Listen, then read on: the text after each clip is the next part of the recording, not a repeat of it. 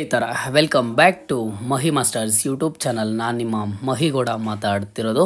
So ಕೆಲವೊಂದಿಷ್ಟು ಕಾರಣಾಂತರಗಳಿಂದ PGCET 2025 ವಿದ್ಯಾರ್ಥಿಗಳಿಗೆ ಕಂಟಿನ್ಯೂಸ್ ಅಪ್ಡೇಟ್ಸ್ ಕೊಡೋದಕ್ಕೆ ಆಗಲಿಲ್ಲ. ಬಟ್ ಥರ್ಡ್ ರೌಂಡ್ ಬಗ್ಗೆ ಅಪ್ಡೇಟ್ಸನ್ನು ಇನ್ನು ಮುಂದೆ ಕಂಟಿನ್ಯೂಸ್ ಆಗಿ ಕೊಡ್ತೀನಿ. ಸೊ ಸದ್ಯದ ಮಟ್ಟಿಗೆ ಇರುವಂತಹ ಅಪ್ಡೇಟ್ಸ್ ಆ್ಯಂಡ್ ಹಾಗೇನೂ ಸಹ ನಿಮಗೆ ಕೆಲವೊಂದಿಷ್ಟು ಇಂಪಾರ್ಟೆಂಟ್ ಥಿಂಗ್ಸನ್ನು ನಾನು ನಿಮಗೆ ತಿಳಿಸ್ಕೊಡ್ತೀನಿ. ಸೊ ನಿಮಗೆಲ್ಲ ಗೊತ್ತಿರೋ ಹಾಗೆ ಥರ್ಡ್ ರೌಂಡು ಈಗಾಗಲೇ ಸ್ಟಾರ್ಟ್ ಆಗಿರುವಂಥದ್ದು. ಸೊ ಥರ್ಡ್ ರೌಂಡ್ ಸ್ಟಾರ್ಟ್ ಆದಮೇಲೆ ಇಲ್ಲಿ ನೀವು ಇಂಪಾರ್ಟೆಂಟ್ ಆಗಿ ಥರ್ಡ್ ರೌಂಡ್ ಯಾರೆಲ್ಲ ಪಾರ್ಟಿಸಿಪೇಟ್ ಮಾಡ್ತಿದ್ದೀರಾ, ಯಾರೆಲ್ಲ ಎಲಿಜಿಬಲ್ ಇದ್ದೀರಾ, ಸೊ ನೀವು ಸ್ಟೂಡೆಂಟ್ಸ್ ಮಾಡಬೇಕಿರುವಂಥದ್ದು ಕಾಶ್ ಆ್ಯಂಡ್ ಡೆಪಾಸಿಟನ್ನು ಪೇ ಮಾಡಬೇಕು.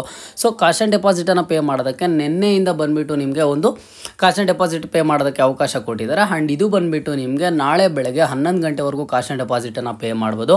ಆ್ಯಂಡ್ ಇಂಪಾರ್ಟೆಂಟ್ ಥಿಂಗ್ ಏನು ಅಂತ ಅಂದರೆ ನೀವು ಆಪ್ಷನ್ ಎಂಟ್ರಿ ಮಾಡೋದಕ್ಕೆ ನಾಳೆ ಸಂಜೆ 6 ಗಂಟೆವರೆಗೂ ಏನೊಂದು ಟೈಮನ್ನು ಕೊಟ್ಟಿದ್ದಾರೆ. ಸೊ ಈ ಒಂದು ಟೈಮನ್ನು ಬಂದುಬಿಟ್ಟು ನಿಮಗೆ ಫರ್ದರ್ ಯಾವುದೇ ಕಾರಣಕ್ಕೂ ಎಕ್ಸ್ಟೆಂಡ್ ಮಾಡೋದಿಲ್ಲ ಅಂತ ಹೇಳಿಬಿಟ್ಟು ಇಲ್ಲಿ ಕ್ಲಿಯರಾಗಿ ಕೊಟ್ಟಿರುವಂಥದ್ದು. ಸೊ ನೀವು ಅಬ್ಸರ್ವ್ ಮಾಡ್ಬೋದು, ಇಲ್ಲಿ ಎಲ್ಲ ಥರದ ಅಪ್ಡೇಟ್ಸನ್ನು ಕೊಟ್ಟಿದ್ದಾರೆ. ಸೊ ನೀವು ಇಲ್ಲಿ ನೋಡಿದ್ರೆ ಯಾವುದೇ ಕಾರಣಕ್ಕೂ ಇಚ್ಛೆಗಳನ್ನು ದಾಖಲಿಸಲು ಅವಧಿಯನ್ನು ವಿಸ್ತರಿಸಲಾಗುವುದಿಲ್ಲ ಅಂತ ಹೇಳಿಬಿಟ್ಟು ತಿಳಿಸಿರೋದು. ಹಾಗಾಗಿ ಸ್ಟೂಡೆಂಟ್ಸು ಥರ್ಡ್ ರೌಂಡ್ಗೆ ಯಾರೆಲ್ಲ ಪಾರ್ಟಿಸಿಪೇಟ್ ಮಾಡ್ತಿದ್ದೀರಾ ನೀವು ಬಂದುಬಿಟ್ಟು ನಿಮ್ಮ ಒಂದು ಆಪ್ಷನ್ ಎಂಟ್ರಿಯನ್ನು ನೀಟಾಗಿ ಮಾಡ್ಕೊಳ್ಳಿ. ಫ್ರೆಶ್ ಆಗಿ ಆಪ್ಷನ್ ಎಂಟ್ರಿ ಮಾಡಬೇಕಿರುವಂಥದ್ದು. ಲಾಸ್ಟ್ ರೌಂಡ್ಸಲ್ಲಿ ಮಾಡಿರುವಂತಹ ಯಾವುದೇ ಆಪ್ಷನ್ ಎಂಟ್ರಿ ಕನ್ಸಿಡರೇಷನ್ಗೆ ಇರೋದಿಲ್ಲ, ಅಲ್ಲಿ ನಿಮಗೆ ಶೋ ಆಗೋದಿಲ್ಲ.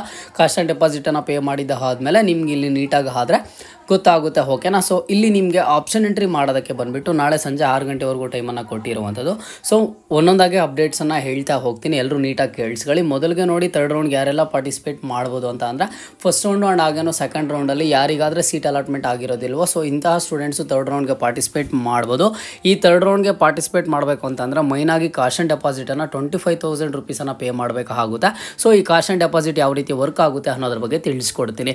ಈಗ third round final allotment results ಬಂದಿದ್ದ ಆದಮೇಲೆ ಇಫ್ ಇನ್ ಕೇಸ್ ಏನಾದರೂ ನಿಮಗೆ ಸೀಟ್ ಅಲಾಟ್ಮೆಂಟ್ ಆಗಿಲ್ಲ ಅಂತಂದರೆ ಕಾಶ್ ಆ್ಯಂಡ್ ಡೆಪಾಸಿಟ್ ನಿಮಗೆ ವಾಪಸ್ ಬರಲ್ವಾ ಅಂತ ನೀವು ನನ್ನ ಕೇಳಿದ್ರೆ 100% ಆಗಿ ನಿಮ್ಮ ಒಂದು ಕಾಶ್ ಆ್ಯಂಡ್ ಡೆಪಾಸಿಟ್ 25,000 ರುಪೀಸ್ ಅಮೌಂಟ್ ಬಂದುಬಿಟ್ಟು ನಿಮ್ಮ ಒಂದು ಬ್ಯಾಂಕ್ ಅಕೌಂಟ್ಗೆ ರೀಫಂಡ್ ಆದರೆ ಆಗುತ್ತೆ, ಯಾರೂ ವರಿ ಆಗುವಂಥ ಅವಶ್ಯಕತೆ ಇಲ್ಲ.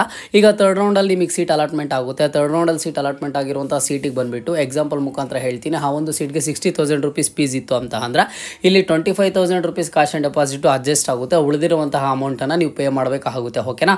ಸೊ KA ರೂಲ್ಸ್ ಯಾವ ರೀತಿ ಇರುತ್ತೆ, ಈಗ ನೀವು ಡೆಪಾಸಿಟನ್ನು ಪೇ ಮಾಡಿದ್ದೀರಾ ಅಂತ ಅಂದರೆ ಇಲ್ಲಿ ನಿಮಗೆ ಸೀಟ್ ಅಲಾಟ್ಮೆಂಟ್ ಆಗೋದು. ಈಗ ಕೆಲವೊಂದಿಷ್ಟು ಸ್ಟೂಡೆಂಟ್ಸ್ಗೆ ಕೇವಲ 18,000 ಇರುವಂಥ ಸೀಟ್ ಸಿಗ್ಬೋದು, ಅವಾಗ ನಿಮಗೆ ಉಳಿದಿರುವಂಥ ಅಮೌಂಟ್ ರೀಫಂಡ್ ಆಗುತ್ತೆ. ಇಲ್ಲ ನೀವೇ ಅಮೌಂಟ್ ಪೇ ಮಾಡಬೇಕು ಅಂತಂದರೆ ನೀವೇ ಒಂದು ಅಮೌಂಟನ್ನು ಪೇ ಮಾಡಬೇಕಾಗುತ್ತೆ.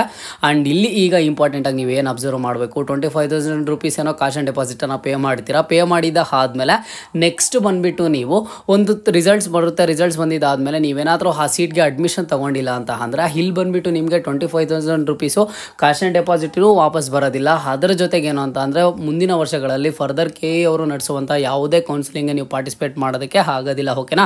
ಇದೊಂದ್ರ ಬಗ್ಗೆ ನಿಮಗೆ ನೆನಪಿರಬೇಕು, ನಿಯಮಾನುಸಾರ ದಂಡ ಪಾವತಿಸಬೇಕು ಅಂತ ಹೇಳಿದ್ದಾರೆ. ಸೊ ಈಗ 25,000 ರುಪೀಸ್ ಕಾಶ್ ಆ್ಯಂಡ್ ಡೆಪಾಸಿಟು ವಾಪಸ್ ಬರಲ್ಲ, ಜೊತೆಗೆ 5 ಟೈಮ್ಸ್ ಆಫ್ ಪೆನಾಲ್ಟಿನೂ ಪೇ ಮಾಡಬೇಕು ಅಂತ ಹೇಳಿರುವಂಥದ್ದು. ಸೊ ಥರ್ಡ್ ರೌಂಡ್ಗೆ ಯಾರೆಲ್ಲ ಪಾರ್ಟಿಸಿಪೇಟ್ ಮಾಡ್ತೀರಾ ಮಸ್ಟ್ ಆ್ಯಂಡ್ ಶುಡ್ ನೀವು ಆಪ್ಷನ್ ಎಂಟ್ರಿ ಈಗ ಏನು ಮಾಡ್ತಿದ್ದೀರಾ ಈ ಆಪ್ಷನ್ ಎಂಟ್ರಿ ಲಿಸ್ಟಲ್ಲಿ ನೀವು ನೀಟಾಗಿ ನೋಡ್ಕೊಳ್ಳಿ. ಈಗ ಒಂದು 20 ಕಾಲೇಜಸ್ಸನ್ನೇ ಆ್ಯಡ್ ಮಾಡಿದ್ದೀರಾ ಅಂತ ಅಂದರೆ 20 ಕಾಲೇಜಸ್ಗೆ ನೀವು ಹೋಗೋದಕ್ಕೆ ರೆಡಿ ಇರಬೇಕು. ಈಗ ಥರ್ಡ್ ರೌಂಡ್ ಆಪ್ಷನ್ ಎಂಟ್ರಿ ಲಿಸ್ಟಲ್ಲಿ ನೀವು ಎಷ್ಟು ಕಾಲೇಜಸ್ಸನ್ನು ಆ್ಯಡ್ ಮಾಡ್ತೀರಾ ಅಷ್ಟು ಕಾಲೇಜಸ್ಗೆ ನೀವು ಹೋಗೋದಕ್ಕೆ ರೆಡಿ ಇದ್ದರೆ ಮಾತ್ರ ಕಾಲೇಜಸ್ಸನ್ನು ಆ್ಯಡ್ ಮಾಡಿ, ಅದರ್ವೈಸ್ ದಯವಿಟ್ಟು ಕಾಲೇಜಸ್ಸನ್ನು ಆ್ಯಡ್ ಮಾಡೋದಕ್ಕೆ ಹೋಗಬೇಡಿ. ಈಗ ಥರ್ಡ್ ರೌಂಡ್ ರಿಸಲ್ಟ್ಸ್ ಬಂದಿದ್ದಾದಮೇಲೆ ಅಡ್ಮಿಷನ್ ತೊಗೊಂಡಿಲ್ಲ ಅಂತಂದರೆ 25,000 ರುಪೀಸು ವೇಸ್ಟ್ ಆಗುತ್ತೆ. ಫರ್ದರ್ ಮುಂದಿನ ವರ್ಷಗಳಲ್ಲಿ ಕೌನ್ಸಿಲಿಂಗ್ ನಡೆಸೋಕ್ಕೂ ಆಗೋದಿಲ್ಲ. ಆ್ಯಂಡ್ ನೆಕ್ಸ್ಟು ನಿಯಮಾನುಸಾರ ಒಂದು ನಿಮಗೆ ಏನು ಇರುತ್ತೋ ಕಠಿಣ ಕ್ರಮ ಕೈಗೊಳ್ತೀವಿ ಅಂತ ಹೇಳಿದರೆ ಅದೂ ಪ್ರಾಬ್ಲಮ್ ಆಗುತ್ತೆ. ಅವೇನು ಪ್ರಾಬ್ಲಮ್ ಆಗದೆ ಇರಬೇಕು ಅಂತ ಅಂದರೆ ನಿಮ್ಮ ಆಪ್ಷನ್ ಎಂಟ್ರಿ ಲಿಸ್ಟಲ್ಲಿ ಎಷ್ಟು ಕಾಲೇಜಸ್ಸನ್ನು ಆ್ಯಡ್ ಮಾಡ್ತೀರಾ ಅಷ್ಟು ಕಾಲೇಜಸ್ಗೆ ನೀವು ಹೋಗೋದಕ್ಕೆ ರೆಡಿ ಇದ್ದರೆ ಮಾತ್ರ ಕಾಲೇಜಸ್ಸನ್ನು ಆದರೆ ಆ್ಯಡ್ ಮಾಡ್ಕೊಳ್ಳಿ, ಓಕೆನಾ. ಸೊ ನಿಮಗೆಲ್ಲ ಇಲ್ಲೇ ಒಂದು ಅಪ್ಡೇಟ್ಸನ್ನು ಕೊಟ್ಟಿರುವಂಥದ್ದು, ಏನೇನೆಲ್ಲ ಮಾಡ್ಬೋದು ಏನೇನು ಮಾಡಬೇಕು ಅಂತ ಹೇಳಿ. ಆ್ಯಂಡ್ ನೀಟಾಗಿ ಒಂದು ವೇಳಾಪಟ್ಟಿ ಕೊಟ್ಟಿದ್ದಾರೆ.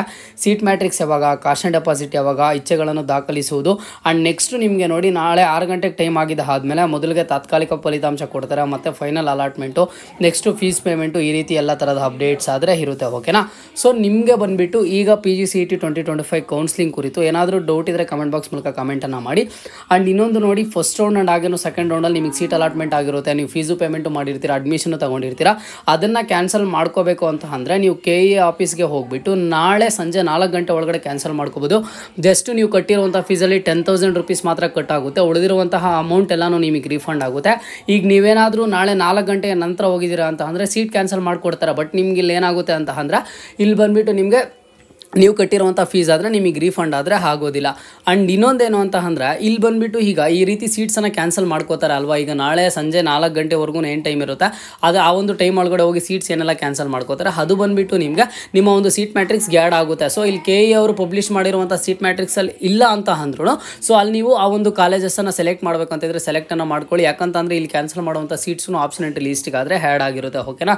ಸೊ ಹಾಗಾಗಿ ಇಷ್ಟೆಲ್ಲ ಗಮನದಲ್ಲಿ ಇಟ್ಕೊಂಡು ನಿಮ್ಮ ಒಂದು ಆಪ್ಷನ್ ಎಂಟ್ರಿಯನ್ನು ಕಂಪ್ಲೀಟ್ ಮಾಡ್ಕೊಳ್ಳಿ.